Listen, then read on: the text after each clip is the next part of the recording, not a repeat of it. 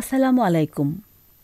বাংলাদেশ বেতার, গোপালগঞ্জ। খবর পড়ছি শাহনাজ রেজা অ্যানি। বাংলাদেশে অঙ্গদানের আইন কাঠামোয় বড় ধরনের সংস্কার এনে সরকার অঙ্গ প্রতিস্থাপন অধ্যাদেশ ২০২৫-এর খসড়া চূড়ান্ত অনুমোদন দিয়েছে। গতকাল প্রধান উপদেষ্টা ড মোহাম্মদ ইউনূসের সভাপতিত্বে তাঁর কার্যালয়ে অনুষ্ঠিত উপদেষ্টা পরিষদের সাপ্তাহিক বৈঠকে এই অনুমোদন দেওয়া হয়। বৈঠক শেষে বিকেলে ফরেন সার্ভিস একাডেমিতে আয়োজিত এক সংবাদ ব্রিফিংয়ে আইন উপদেষ্টা ড আসিফ নজরুল বলেন, আগের আইনে কেবল নিকটাত্মীয়রাই আইনগতভাবে কিডনি বা অন্যান্য গুরুত্বপূর্ণ অঙ্গ দান করতে পারতেন। এর ফলে অনেক রোগীকে বিদেশে গিয়ে প্রতিস্থাপন করাতে হতো, যেখানে অনেক সময় অনেক অচেনা দাতার সঙ্গে আর্থিক লেনদেন ঘটত, যা অনৈতিক ও বেআইনি।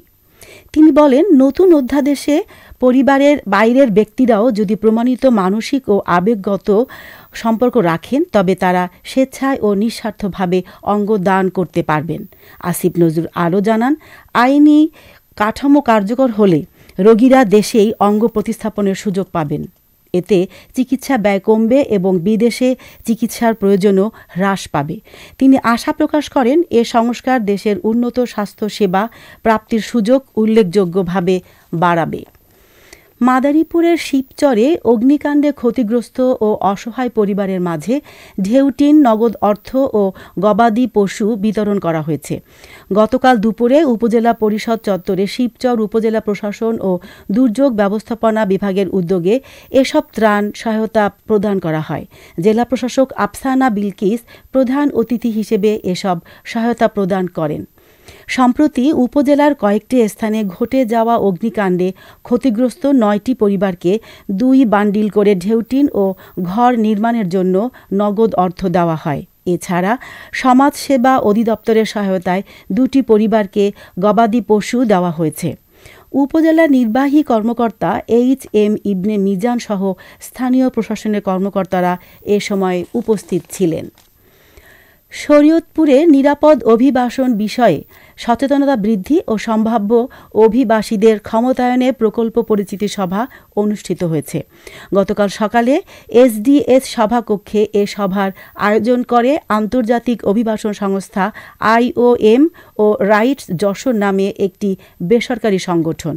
ইতালি সরকারের অর্থায়ন ও স্বরাষ্ট্র মন্ত্রণালয়ের তত্ত্বাবধানে বাস্তবায়িত সিনেমা আঙিনা প্রকল্পের মাধ্যমে শরীয়তপুরে নিরাপদ অভিবাসন, দেশে কর্মসংস্থান সৃষ্টি এবং মানব পাচার প্রতিরোধে সচেতনতা বাড়ানোই এ সভার মূল লক্ষ্য। সভায় IOM এর senior programme associate Amal Biswas, media communication associate Tareq Mahmud ও রাইটস যশোরের প্রোগ্রাম ডিরেক্টর প্রদীপ দত্ত সহ সংশ্লিষ্টরা উপস্থিত ছিলেন। মাদারীপুরে ১০ দফা দাবিতে মানববন্ধন কর্মসূচি পালন করেছেন নার্সিং ও মিডওয়াইফারি পেশায় কর্মরত নার্সরা।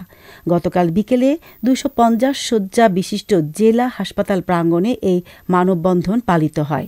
মানববন্ধনে বক্তারা বলেন, নার্সিং পেশাকে আধুনিক ও যুগোপযোগী করতে জাতীয় নার্সিং কমিশন গঠন এবং যুগোপযোগী নিয়োগ বিধি প্রণয়ন জরুরি। এ সময় সুপারিনটেনডেন্টদের ৭ম গ্রেড থেকে ৫ম গ্রেডে উন্নীতকরণ, নার্সিং সুপারভাইজার ও মিডওয়াইফারি পদকে যথাক্রমে ১০ম ও ৯ম গ্রেডে উন্নীত করার দাবি জানানো হয়। ফরিদপুরে দুলাভাইয়ের নেতৃত্বে শালিকাকে ধর্ষণ ও হত্যা মামলায় দুলাভাই জাহাঙ্গীর ব্যাপারীসহ ৪ জনকে যাবজ্জীবন ও আমৃত্যু কারাদণ্ড দেওয়া হয়েছে। গতকাল নারী ও শিশু নির্যাতন দমন ট্রাইব্যুনালের বিচারক শামীমা পারভীন এ রায় ঘোষণা করেন। এছাড়া প্রমাণ লোপাটের অভিযোগে আরও ২ আসামিকে ৫ বছরের কারাদণ্ড ও ২০,০০০ টাকা জরিমানা করা হয়। উল্লেখ্য, ২০১২ সালের ১ অক্টোবর রাতে বড় বোনের স্বামী জাহাঙ্গীরের নেতৃত্বে কয়েকজন মিলে শালিকাকে ধর্ষণ করে হত্যা করে। ফরিদপুরের ভাঙায় পরিত্যক্ত ঘর থেকে জহির উদ্দিন নামে এক রাজমিস্ত্রির রক্তাক্ত লাশ উদ্ধার করেছে পুলিশ। গতকাল বিকেলে সরকারি পাইলট উচ্চ বিদ্যালয়ের পেছনের একটি পরিত্যক্ত ঘর থেকে লাশটি উদ্ধার করা হয়।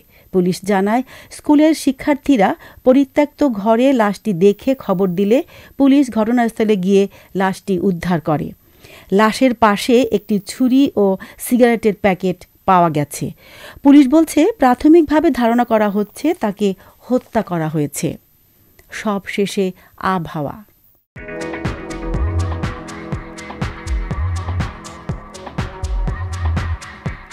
আজ বেলা 1টা পর্যন্ত আবহাওয়ার পূর্বাভাসে বলা হয়েছে, দেশের অভ্যন্তরীণ নদীবন্দর সমূহের জন্য কোনো সতর্কবার্তা নেই এবং কোনো সংকেত দেখাতে হবে না। খবর শেষ হলো। আমাদের পরবর্তী খবর প্রচারিত হবে আগামীকাল সকাল 8টা 30 মিনিটে বাংলায়।